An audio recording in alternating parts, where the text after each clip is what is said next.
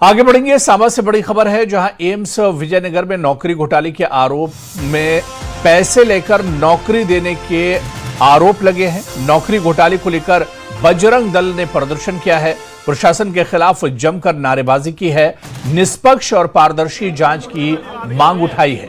जांच के लिए एम्स प्रशासन ने कमेटी बनाई है। जांच कमेटी ने 15 दिन का समय मांगा है। तो एम्स विजयपुर में कथित नौकरी घोटाले को लेकर बजरंग दल के कार्यकर्ताओं ने धरना प्रदर्शन किया है और प्रशासन के खिलाफ जमकर नारेबाजी की है। कार्यकर्ताओं ने आरोप लगाया कि कथित तौर पर पैसे लेकर लोगों को नौकरी पर रखा जा रहा है और उनके पास इससे जुड़े कुछ सबूत भी मौजूद हैं। प्रदर्शनकारियों ने पूरे मामले की निष्पक्ष और पारदर्शी जांच की मांग की है। वहीं मामले को गंभीरता से लेते हुए एम्स प्रशासन ने जांच कमेटी गठित कर दी है। कमेटी ने विस्तृत जांच के लिए 15 दिन का समय मांगा है। अब सभी की नजर जांच कमेटी की रिपोर्ट पर टिकी है कि आखिर इन आरोपों में कितनी सच्चाई है और जांच के बाद क्या कुछ कार्रवाई होती है। कहा था पूरे मामले की एसआईटी बिठाए, हम आपको सबूत देके। इनका ऐसा रवैया है, हमने एसआईटी बिठाई है लेकिन आपको नहीं बताएंगे। उनका नाम जाहिर करने में क्या अपराध है? लश्कर भी तुम्हारा, सरदार भी तुम्हारा, तुम झूठ को सच लिख दो, अखबार भी तुम्हारा। अगर फैक्ट फाइंडिंग कमेटी बिठाई है तो उसकी कॉपी दे हमें। हवा में क्या बात है कि अब हमने बिठा दी है जी, हम नाम डिस्क्लोज नहीं कर सकते, हमारे रूल है। भ्रष्टाचार का भी रूल है क्या इनका? इनके बाप स्कैम से नहीं है। आज इन्होंने हमारे लड़कों के ऊपर डंडे बरसाए जब अंदर आ रहे थे।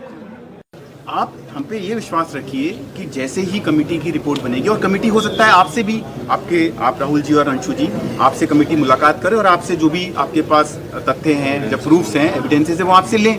आप उनको बिल्कुल डॉक्यूमेंटेड करके दीजिए।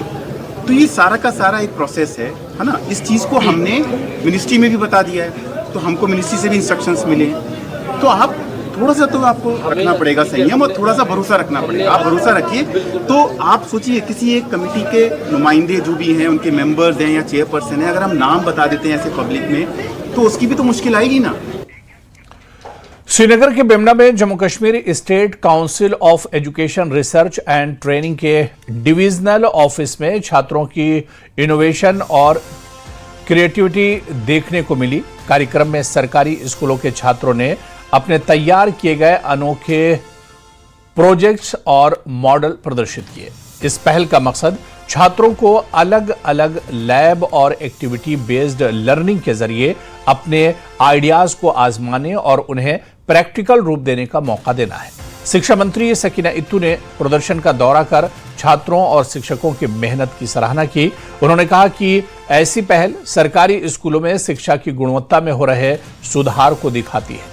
मंत्री ने दावा किया कि उमर अब्दुल्ला सरकार के पिछले 2 वर्षों में शिक्षा के क्षेत्र में कई सुधार हुए हैं और सरकारी स्कूलों में दाखिले भी बढ़े हैं। साथ ही उन्होंने कहा कि स्कूलों में लेक्चरर की भर्ती के लिए कदम उठाए गए हैं और आने वाले दिनों में शिक्षा व्यवस्था को और मजबूत किया जाएगा।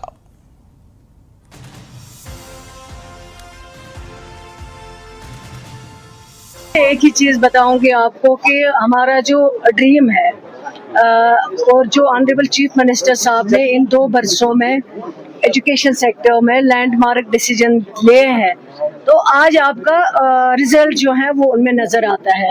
और मैं समझती हूँ कि जितना टैलेंट, जितनी काबिलियत हमारे जम्मू कश्मीर के बच्चों में है, मैं नहीं समझती हूँ कि इतनी काबिलियत कहीं पे है। लेकिन सिर्फ इस काबिलियत को हमें इनकी मदद करके उस काबिलियत को आगे लाना है। और इन 2 वर्षों में आप चाहे स्मार्ट क्लासरूमों की बात करें, चाहे जिस तरह के आज इन्होंने यहाँ बच्चों ने प्रोजेक्ट अपने लेके आए थे, चाहे आप इंफ्रास्ट्रक्चर, चाहे आप एनरोलमेंट की बात करें, क्योंकि एनरोलमेंट मतलब इतना एजुकेशन का मतलब हाल हुआ था। 25 जो स्कूल यहाँ पे थे, 2500 उनको क्लब किया गया था और जो हमारा एनरोलमेंट था वो बिल्कुल बहुत कम हो चुका था। लेकिन आज अल्लाह का शुक्र है कि इस सरकार के दौरान जो है 16% नहीं 17% जो है एनरोलमेंट में फर्क आया हुआ है। तो अब आगे जो हायर क्लासेस में अगर कहीं पे कमी है, उसका रीजन ये है कि कई बच्चे जो हैं 10+2 के बाद जो है अपनी लाइन ले लेते हैं, कहीं बाहर चले जाते हैं, कोई यूनिवर्सिटीज में चले जाते हैं, कहीं और चले जाते हैं। तो वहाँ पे अगर थोड़ी सी कुछ कमी है, लेकिन मैं समझती हूँ कि इन 2 बरसों में जो हमारा एनरोलमेंट है उसमें ओवरऑल 17% जो है इजाफा है।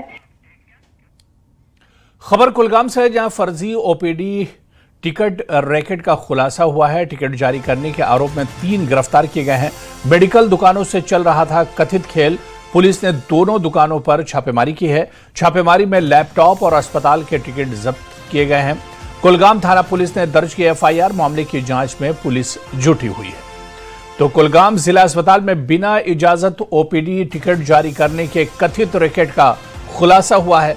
मामले में पुलिस ने एफआईआर दर्ज कर अब तक 3 लोगों को गिरफ्तार किया है।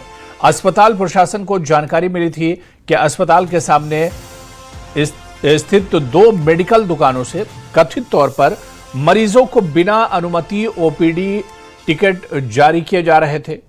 शिकायत के बाद पुलिस ने दोनों दुकानों पर छापेमारी की और कार्रवाई के दौरान लैपटॉप और अस्पताल के टिकट जब्त किए हैं। मामले में कुलगाम पुलिस स्टेशन में एफआईआर दर्ज की गई है। पुलिस अब इस पूरे कथित रैकेट के नेटवर्क और इसके दायरे की जांच कर रही है।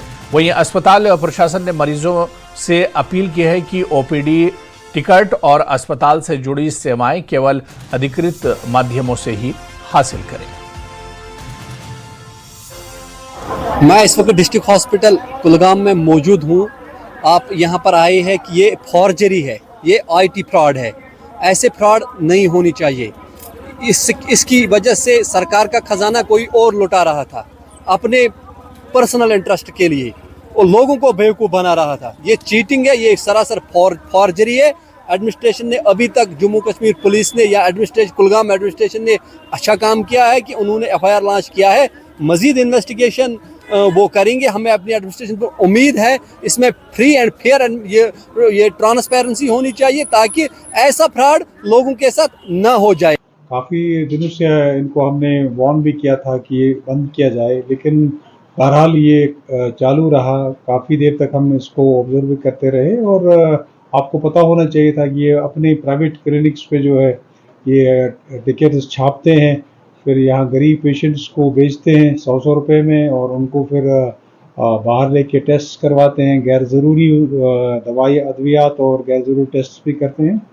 तो उस सिलसिले में पुलिस ने केस रजिस्टर किया है और कुछ लोगों को पकड़ा है। इंक्वायरी चल रही है और उसमें जो मुलविस होगा तो